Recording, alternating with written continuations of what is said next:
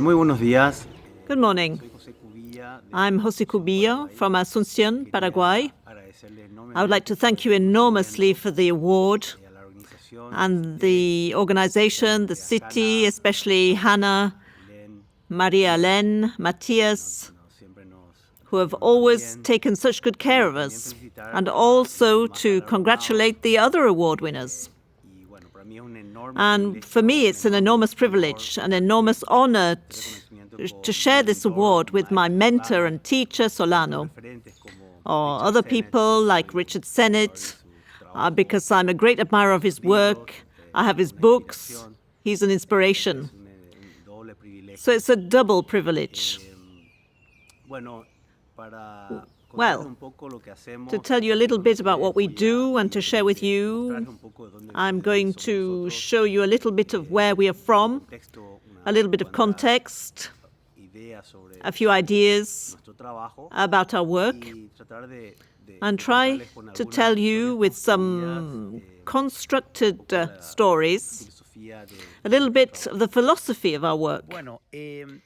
Well, in this picture, we can see where we are located geographically. We're a Mediterranean country with a subtropical climate, and we're also bilingual. We speak two languages, the official language and the native language, which is Guarani and Spanish. And Paraguay, well, we really say Paraguay, which has a very nice meaning. It's a place or river where the sea originates. It's a kind of spring right from the heart of America, where from here, and this definition gives us a condition of Mediterraneanness, this island without sea but surrounded by land. As Augusto Roa Bastos, our Cervantes Prize winner for literature, would say. But I would add also that it floats on water because we have aquifers, as we can see in this picture, the Guarani Aquifer, which is the third largest freshwater reserve in the world. And so it makes us an inland country, isolated in many ways, but strengthened in other ways, like being rooted to the land. That is very strong. And since we're talking about Guarani, let's learn some words that are important for us, because they summarize many aspects of our work philosophy, or at least our project aims. We Paraguayans greet each other every day with a vae tico. This word tico, which sounds so nice, means soul, life, spirit, is a daily greeting of how are you, good morning, how did you rise? Really, in Vaeteco, it means how is your spirit, how is your being, how is your soul? Well, here we have three interesting words. The y is water, the uv is earth, and uvra, which is tree, which is a compound word, very important, very interesting, because really the tree is the result of and uve, so earth with water. And so there is a very interesting concept of reciprocity, where the tree returns to the earth to nourish it and follow this cycle that seems so fundamental to us. In these pictures, for example, on the left is the daily brew of Paraguay. It's the tereré, which is a kind of tea with yerba mate, Lilex paraguayensis, let's say, which is drunk due to this particular climate of ours. And on the right, a simple tree, where it produces shade, this shadow, this intermediate space, so important in a climate with so many variations, like the subtropical climate. Other aspects that I would like to tell you about in this sort of introductory synthesis, and the interest that we have in art, of course, and above all, indigenous art, This art subject to sweat, to rain, to oblivion. These drawings that are not erased, almost primordial, or these incomplete strokes, almost quite essential, that show a little of this cosmovision of the original peoples that we have forgotten somewhat. I'm interested in this kind of indifference sense of the aesthetic, which involves a universe of unstable meanings in this original world where these ambiguities are generated and interesting mixtures where reality and fiction mix, where rites, myths, dance, poetry, and they call into question the orders. This interest in the vernacular as well interests me a lot because of the intense degree of humanity. I love this indigenous wisdom and this contact and attention that they have with the place, the sense of the human. Of course, it's based on the logic of the obvious. And you see this a lot in popular architecture. A Paraguayan thinker, Father Melilla, said that they are condemned cultures agonizing in the throes of death and whose songs are the poetry of lucidity. I find this very interesting. It's interesting to understand that our territories and America itself is not only the history of those who arrived. In this picture, I pay tribute to my father. He's a medical scientist, a cytologist, pathologist.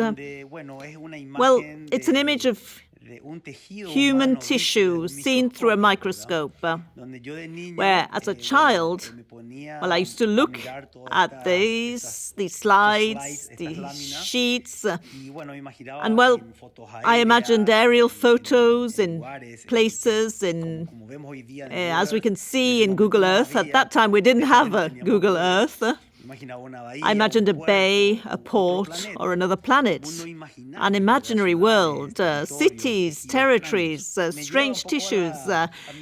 And it takes me back to my childhood, where, well, my father, as a good scientist, didn't have a lot of patience, but he always summarized the images for me and told me that it was a fight between benign cells and malignant ones, and that in their uncontrolled growth, they invade the tissue.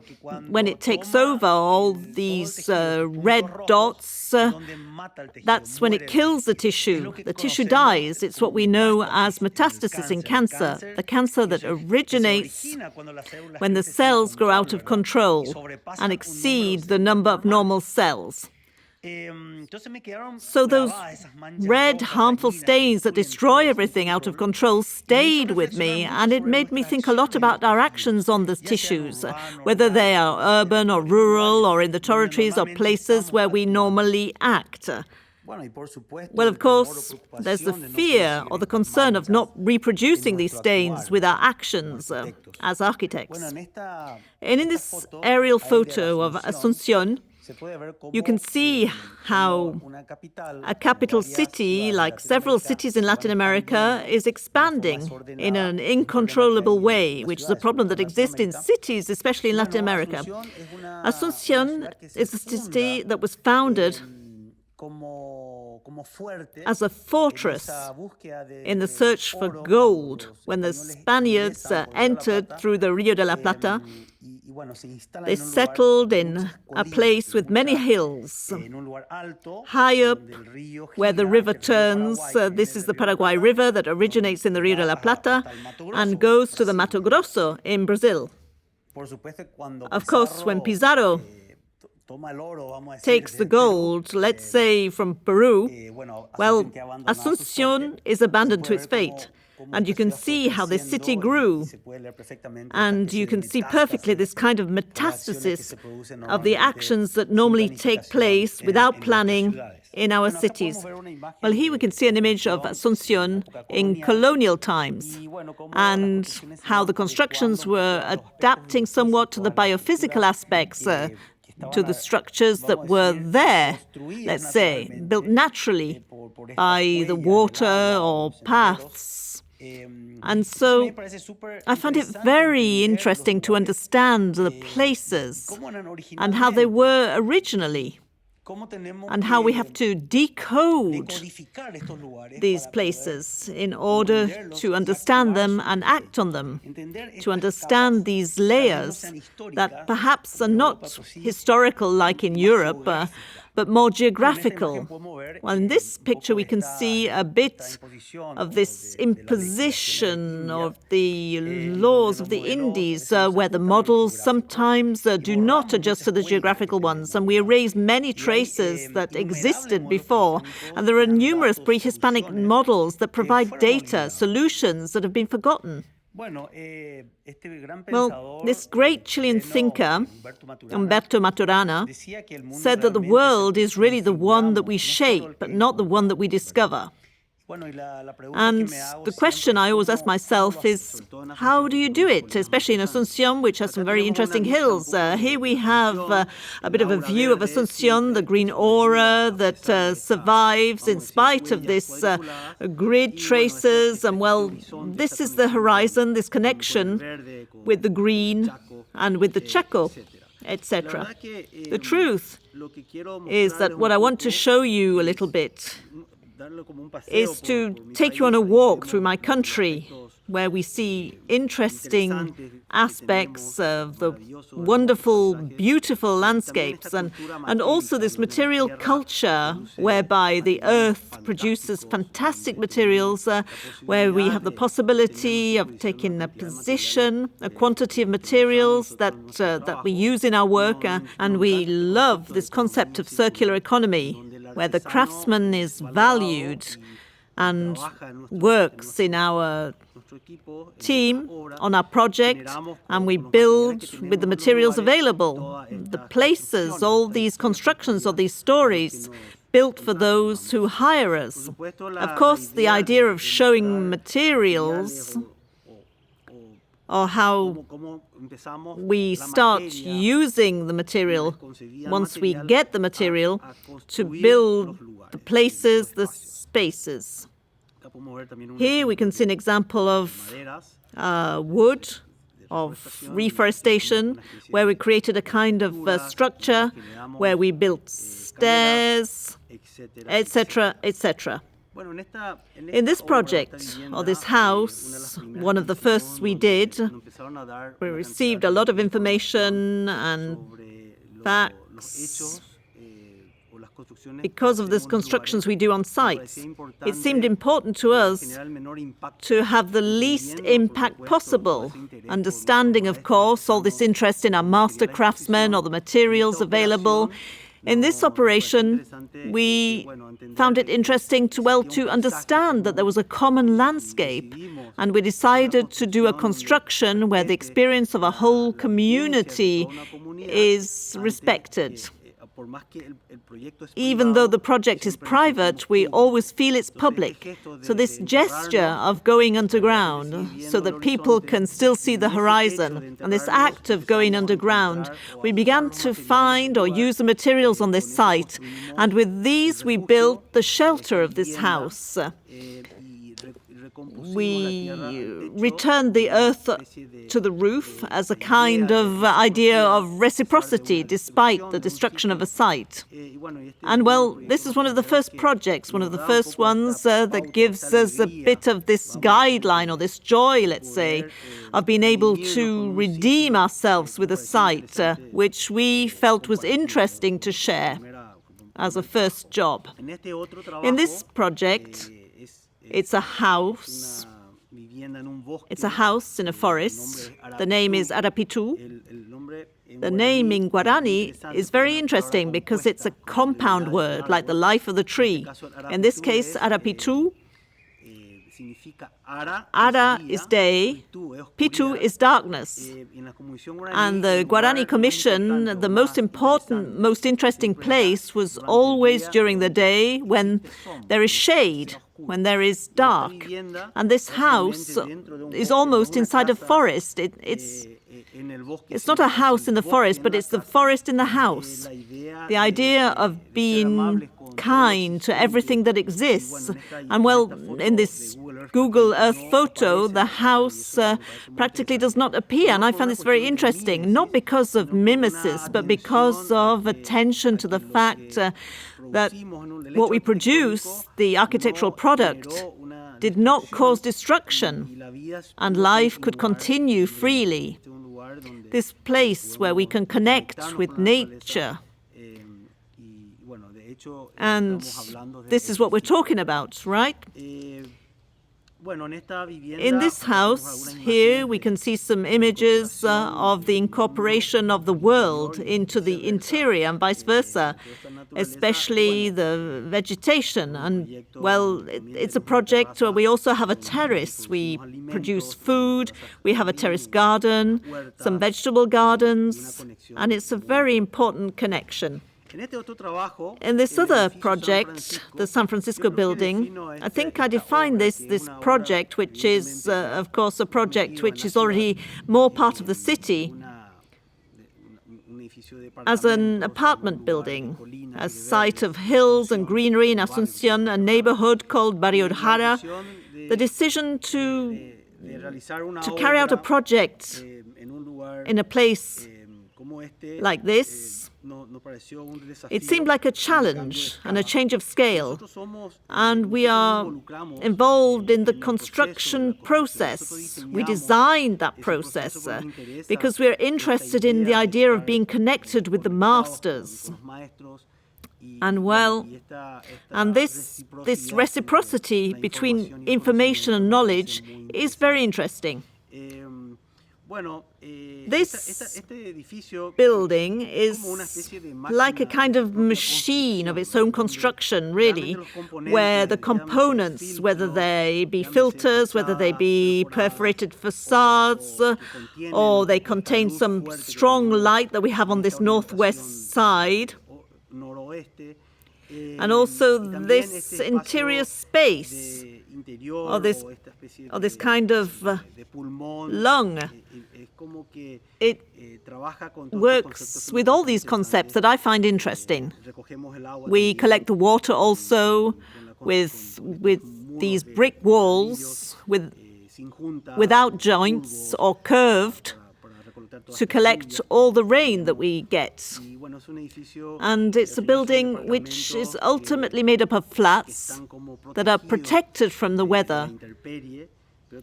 But it's also connected to the neighborhood and the city.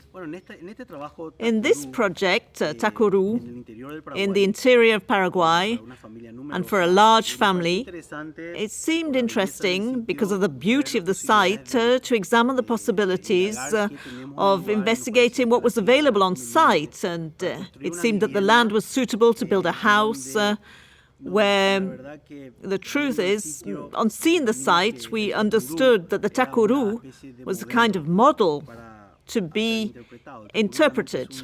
The Takuru is really a termite mound, nothing more than a shelter for the queen ant with an incredible ventilation and aeration system, and is protected from the elements of the surface.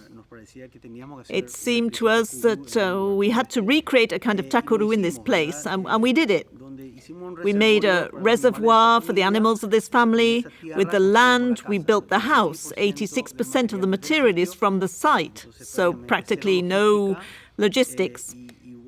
And, well, we also started to work with a system of walls, of earth, bricks, and compacted earth, and we built this house.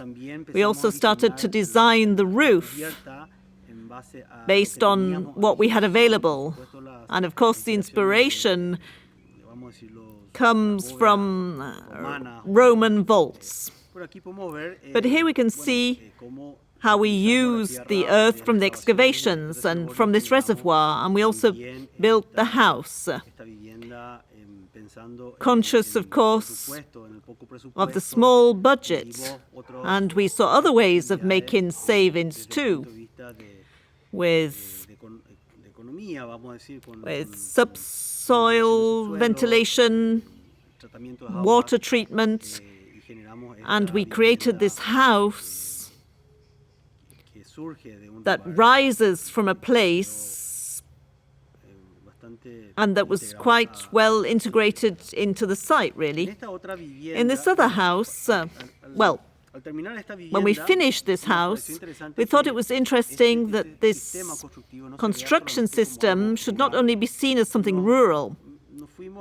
We went to the city to suggest a building near the historic center of Asuncion, and it was there that Valois emerged. This building is compact earth on a very interesting scale, and when it seemed important to us to be able to relearn this system, to incorporate it into the city, and to come up with a fairly residential neighborhood, a silent system which is not violent. It's quite interesting, and it also incorporates the greenery that we use later in the galleries, and we brought flowers and fragrances to the neighborhood. We feel that whatever we do in a place, it always has to benefit everyone. And moreover, we're also invited to a place where there were people before. We always find it interesting to add nature where there is no nature. And when there is a lot of nature, to be very precise and benevolent in those places. We're very interested in thinking about these issues, these aspects that are quite obvious. Even a bit of common sense. And to conclude, I think it's always interesting to make a little reference to the native peoples who are a source of inspiration for all the wisdom that they always provide. And we are losing in many ways. Well, in this case, this is a belt called Pamoy. It's from the Paraguayan Chaco in the north. And this band or belt is really a sling. It's a sling that you can wear nicely and use anywhere. Take it with you. You can transport this sling. It's also used to climb trees to bring down the honey. And it's also used to carry the animal you've hunted or to carry the child on your back. And it's a belt made of caraguataqui. It's a fabric that exists in this place. It's very well designed, handmade. And I find the message very interesting because something like this, of such an interesting design synthesis, it solves so many problems with such simple materials that are obvious and that are readily available. If architecture could understand this concept of Pamoy, I think we would be much better off. I always think that in this world of so much information and high technology, I think that it's important to understand that, well, green architecture, let's say, I understand it as low-tech and available to everyone. Because otherwise, in Paraguay, for example, there are labels, of course, of green buildings, let's say, but unfortunately only banks can obtain them, or people with a lot of money. So looking around the world, I think that there are very interesting solutions that are available and which are disappearing. And I think that it's interesting to start to review ourselves in such a complex world with more intolerance, with worrying aspects where we want to separate ourselves, to wall ourselves off. So I think that the conclusion is to be able to connect, like this concept of Ivrea, this concept of the tree, or the message of reciprocity, which is what I want for everyone. I want to thank you for this time, for this privilege, and send you a warm embrace from Paraguay. Aguye.